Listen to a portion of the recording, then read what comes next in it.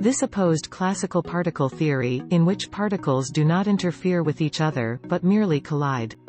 The only possible description for this pattern of interference was that the beams were in fact acting as waves. Thus, this experiment eliminated the idea that light consisted of corpuscles and played an important part in the approval of the wave theory of light. Prior to the 19th and 20th centuries, the speed of light had currently been identified.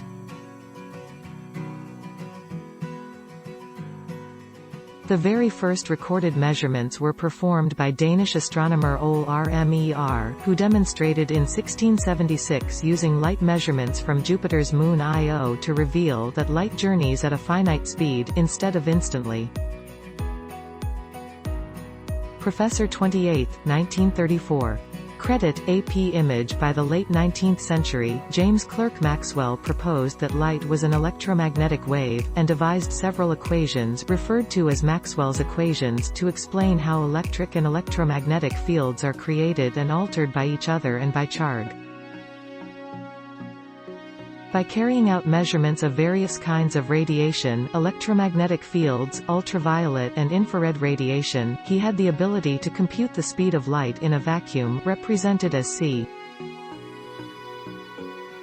In his paper, he postulated that the speed of light was the exact same in all inertial reference frames, despite the motion of the light or the position of the observer.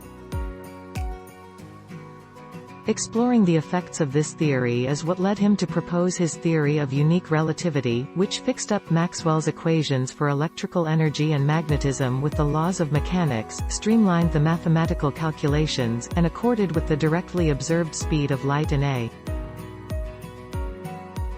For one, it introduced the idea that significant modifications happen when things move close the speed of light, including the time-space frame of a moving body appearing to slow down and contract in the direction of movement when determined in the frame of the observer. After centuries of progressively precise measurements, the speed of light was identified to be 299,792,458 meters per second in 1975. Referred to as the photoelectric result, Einstein based his idea on Planck's earlier work with black bodies, products that absorb electromagnetic energy rather of reflecting it, i.e.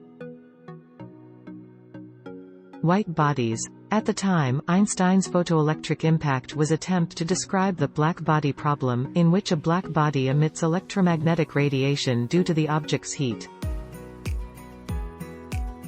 Thanks for watching. Please subscribe.